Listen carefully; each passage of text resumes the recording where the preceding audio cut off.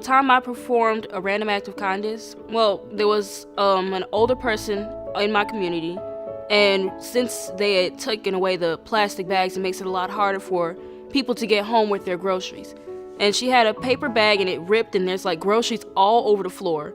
And I ended up helping her carry the stuff back to her house, just so she wouldn't have to make multiple trips back, because it was a lot of groceries. To this day, we're actually still really good friends. Like, I see her a lot in the neighborhood, and I know that she is very pleased with the fact that somebody here is always there to help her. A time that I performed a random act of kindness was shortly after the Newtown school shootings. I was incredibly disturbed, as everyone else was, about those the poor children and the teachers that gave their lives to protect those children.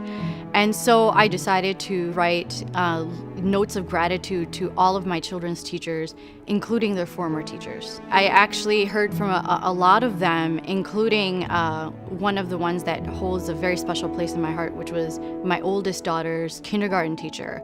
And I remember her telling me that she read and reread that email over and over again, and was moved to a point of tears. I am that person on the city streets of Chicago who sees lost people, and I help them find where they're going. So whether it's a tourist or someone walking around who's obviously with their phone out or a map and they just have no idea where they're going, I always stop. There's nothing worse than feeling lost or not knowing where you're going. So to just stop and take a moment to give someone else some directions and point them in the right way, it's an incredibly simple thing to do, and I really try every time I see someone to stop and do that. I was walking to the community center. There was this kid, and I noticed that she was going through her belongings, and there was this older gentleman selling cotton candy, standing by her.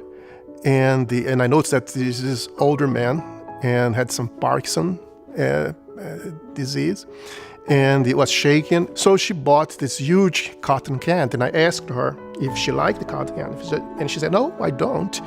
And so, "Why did you buy it?" "Well, this old man," he said, I noticed that he needs some money, and he doesn't have. I don't think he has any money. Because why do you don't think he has any money? Just look at his clothes and his shoes." So she grabbed that cotton candy and then asked somebody else and some other kids if they want it, and she gave it to another kid.